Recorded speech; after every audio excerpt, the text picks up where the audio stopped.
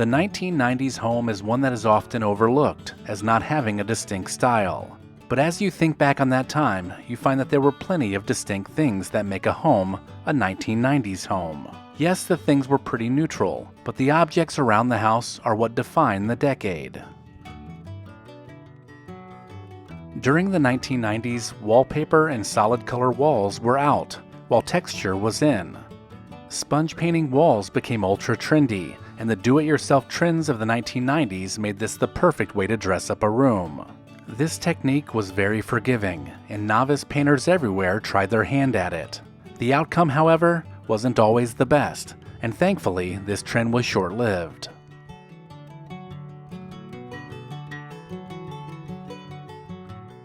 Kitchens in 1990s homes were uniform to say the least. Pretty much all of them, especially newer homes built around this time, came with cabinetry that had a standard light oak finish. The appliances too were standard, with most being white appliances. This classic 1990s kitchen look could be found everywhere, and this was well before the craze of granite countertops and stainless steel appliances.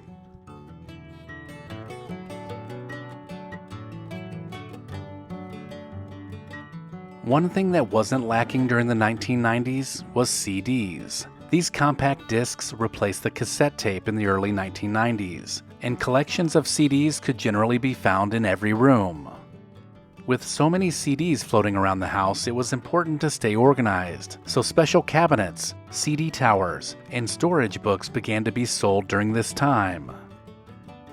It seemed everybody had a catalog of CDs they carried around with them. No matter where you were, having a CD collection at the ready was important for someone living in the 1990s.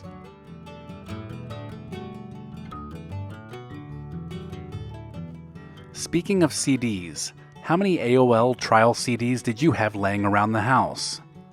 Before computers came with internet browsers, AOL would send out CDs that could be inserted into a computer, and it allowed you to connect to the internet through your phone line. That is, of course, if someone wasn't already using the phone. In addition to the early ways we connected to the internet, our desks most likely had a massive beige monitor that would take up most of the space. These monitors were big, even though they had a relatively small screen size, but they allowed us to see into the world of the internet for the first time. And for many of us, AOL, Yahoo, and GeoCities were some of the first websites we ever used. During the 90s, VCRs and the VHS tapes were the main ways we consumed movies at home. Some of us had only one VCR in the living room, and usually somewhere nearby you could find a cabinet that organized all of the movies. Some people had the wooden drawers for VHS tapes, while others just lined them up on the shelves. The library of movies you owned was always an important part of entertaining, and it was also fun to see what movies everyone else owned. There is no doubt that the 1990s was all about entertainment. The big screen TVs, the movies, the music, but there had to be a place to contain it all, and the huge wall entertainment center was how they did it. This large piece of furniture had built-in doors and drawers that stored everything away nicely when it wasn't in use. This kept the living room looking good, but it could open up and become the entertainment hub of the house at a moment's notice. The only limitation to these giant wall units was the size of the television it was designed to fit.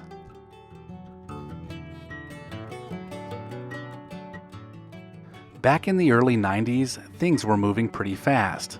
Music was changing, the internet was emerging, and even roller skating was getting an upgrade. Inline skates, or rollerblades as they became known, thanks to the company that popularized them, became the new way to get around.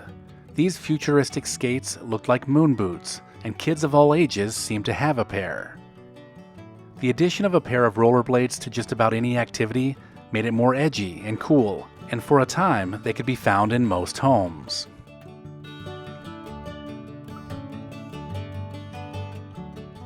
Who didn't own a pair of tall freestanding speakers during the 1990s? All of us were in search of the best sounding speakers, and no living room or bedroom was complete without a set.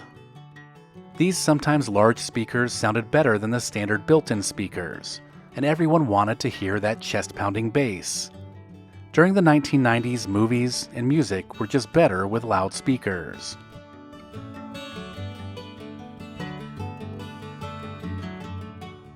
If you were into video games during the 1990s, there is no doubt you owned a Nintendo. But throughout the 90s, new Nintendos were released, and they continued to integrate new technology and better graphics into the gameplay. Starting with the Super Nintendo in 1990, and later the Nintendo 64 in 1996, it seemed that everyone had one.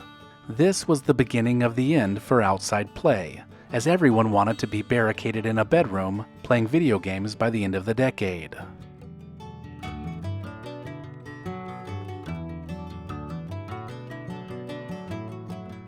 Another important feature of a 1990s home was the telephone. This critical communication device was once tethered to the wall by a cord, but not during the 1990s. Technology had evolved, and telephones were now wireless and could be taken anywhere within the house. Sure, the metal antennas were prone to breaking, and sometimes they were left off the charger and would die, but the freedom provided by the cordless telephone had us wanting more. And by the end of the decade, the Nokia cell phone would give us even more freedom to talk on the phone.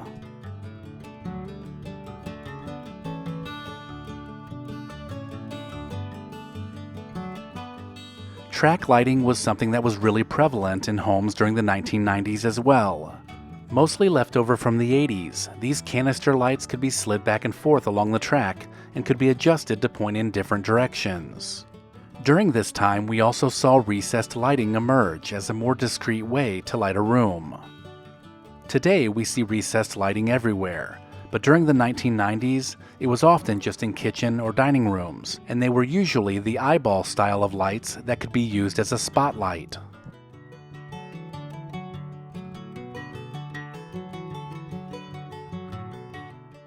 Lastly, throughout the 1990s home, you could find fake plastic plants pretty much everywhere. Above the kitchen cabinets, in the corner of the living room, or even in a bathroom. It seemed no room was off limits. From trees to flowers, silk and plastic materials were used to make them look as realistic as possible, and they required no upkeep, which for a busy person living in the 1990s, that was important. Despite the dust that they collected, these faux plants were an important part of the decor, and it brought a splash of green foliage into the beige homes of the 1990s.